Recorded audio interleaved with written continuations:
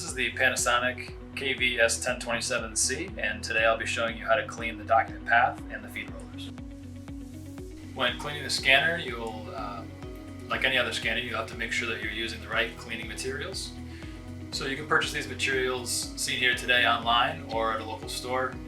Here at eBizDocs, we use isopropyl alcohol and Kimtech wipes, and we recommend that we put the isopropyl alcohol in a small spray bottle for easy application on the wipes.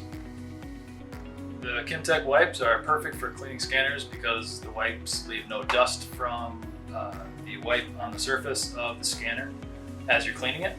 That eliminates any potential for dust from staying on your scanner lens, which can create speckles and streaks on your image. Once you have your cleaning materials ready, you can open up the scanner so that you have access to the documents and path and the rollers. You can do this by lifting up on the handle and pulling forward. Take the spray bottle and spray it on a Kimtech wipe so that it is just a little damp, about 1 or 2 sprays.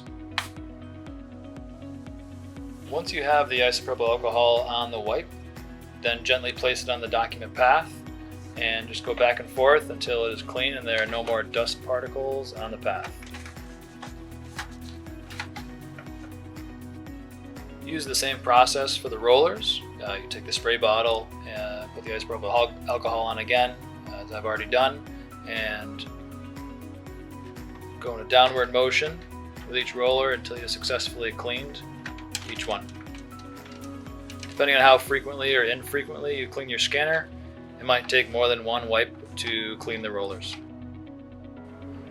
This concludes the cleaning of the document path and the feed rollers for the Panasonic KV-S1027C.